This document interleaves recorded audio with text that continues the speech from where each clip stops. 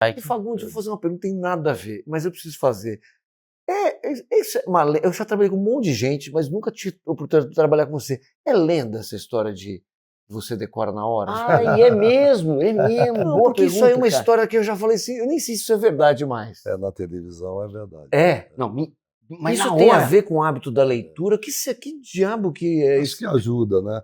Quando você tem uma intimidade maior com a palavra, você passa por cima de uma série de processos que o ator que não tem intimidade com a palavra tem que cumprir, né? Então, você se habitua à pontuação, você se habitua à intenção do autor, você se habitua a ler nas entrelinhas, porque você já leu muito, então você já bateu o olho, você já sabe o que o autor quis dizer, conforme ele armou aquela frase. Então, digamos que aí já facilita 50% do teu trabalho, né? Eu tenho colegas que têm uma enorme dificuldade de ler a primeira vez, né? Não é por nada, porque é difícil mesmo, né? Ler é um hábito que você tem que exercitar, né? Eu passo por cima disso porque eu já tenho essa intimidade. E aí depois eu descobri esse processo para mim, realmente eu decoro. Mas a televisão, ela tem, a gente sabe, até pela formação dos capítulos, ela tem essa repetição, né? Então, assim, durante uma semana você tem que contar a mesma história. Você... Mais ou menos porque você conta a mesma história com outras palavras sempre, né? E o que você tem que decorar são as palavras. Então, sim. Então não alivia muito. Não alivia. Mas você já está dentro da história, claro. Mas se você está apaixonado por aquela pessoa, o público vai ter que saber na quinta-feira e na sexta, porque o cara perdeu o capítulo na segunda, né? E aí tem uma história. E se você está apaixonado por essa pessoa, é fácil você decorar que está apaixonado por ela. E se você brigar, é porque você não está apaixonado. É fácil. Agora, fácil para você, meu querido. Agora, esse processo serve para o teatro? Você não consegue. Aí você usa de outros recursos. Não, porque o teatro, a televisão é o seguinte, cinema também. Cinema, então, é mais fácil ainda. Mas a televisão você tem que gravar a cena, né? Você grava uma cena inteira. Então você grava aquela cena, mas vai embora, acabou, nunca mais você pega aquilo. Então você se joga naquela cena, você faz, decorou aquilo. Eu, por exemplo, na televisão, eu fazia a cena, se tivesse que gravar no dia seguinte, eu tinha que pegar outra vez o texto, porque eu já tinha esquecido. Você conseguia fazer isso? Já estava no lixo. Uhum. Imagina, se você for guardar tudo aquilo na não. cabeça, você fica louco. No teatro, não. No teatro, o processo é diferente. Você tem que repetir. Baixa terapia, só para dar um exemplo, nós fizemos exatamente, porque nós paramos no número 600. Nós fizemos 600 vezes baixa terapia. Isso quer dizer que nós tivemos que fazer durante 600 dias aquele espetáculo com o mesmo frescor do primeiro dia, porque o público não viu. Então, nós temos que trazer para ele aquela novidade, com o mesmo frescor. Para isso, você tem que aprofundar aquele trabalho.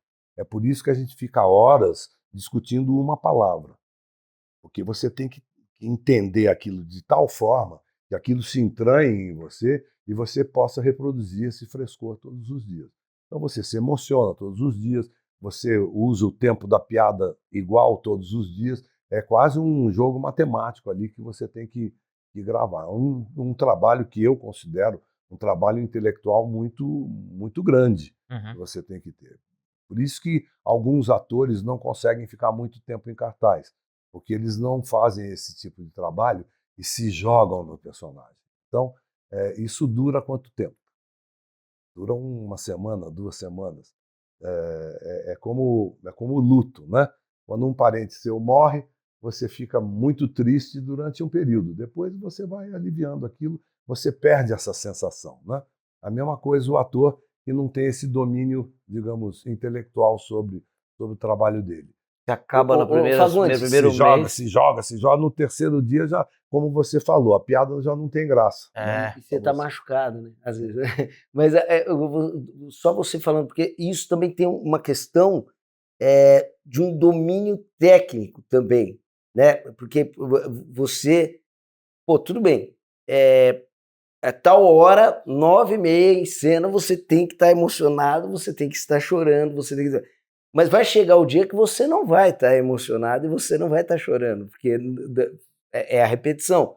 Mas aí você tem você se apropria da técnica. O que você tem que ter na cabeça é que não é só a repetição, eu penso assim, né? Eu sempre que eu falo assim, nossa, eu estou falando um monte de bobagem, porque isso é o que eu penso, né? Não é uma lei, não é todo mundo que funciona assim. Mas o que eu penso é que você, na verdade, não está repetindo nunca. O dia que você começar a repetir, você vai começar a esquecer, vai começar a ter problemas, porque aí quer dizer que você mecanizou aquele trabalho, ou seja, você só está jogando aquelas palavras para fora. O que você tem que repetir, isso sim, é a sua compaixão por aquele personagem. Ou seja, é você entender que naquele momento, naquela circunstância, com aquelas palavras, com aquela impressão que você recebeu do seu colega, aquela pessoa se emociona.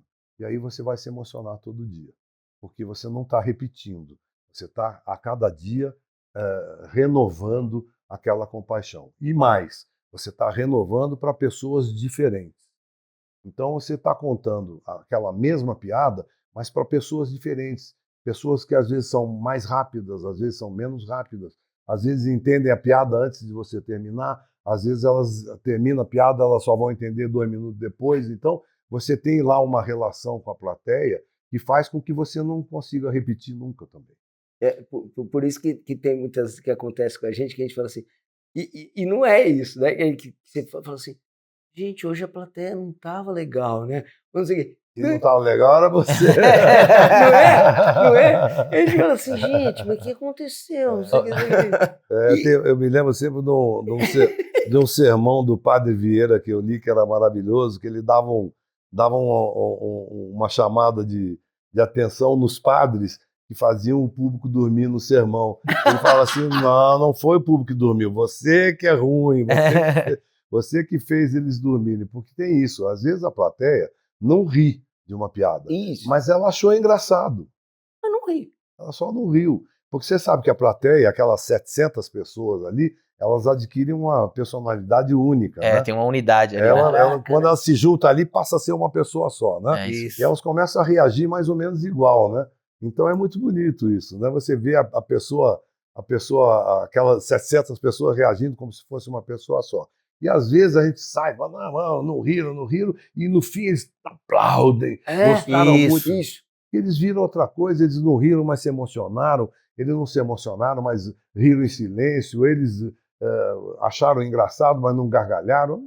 Cada um tem um jeito de... Olha, por isso essa sabedoria hoje já não se usa, da claque também, quando você está falando uma coisa que é muito bacana, esse negócio que a plateia é uma personalidade única. Então, quando tem uma pessoa que ri alto na plateia, é muito engraçado. O que acontece? Puxa. Vai puxando todo mundo. É por isso que os caras tinham a claque, né? O aplauso também. A gente brinca que quando tem vezes que você vê a pessoa faz... E para, ninguém viu. Eu sempre falo assim, se você quiser aplaudir, vai que todo mundo vai atrás. Vai acompanhar, é verdade. Porque não pode fazer isso. Tem que... vai, você vai ver todo mundo. É isso aí.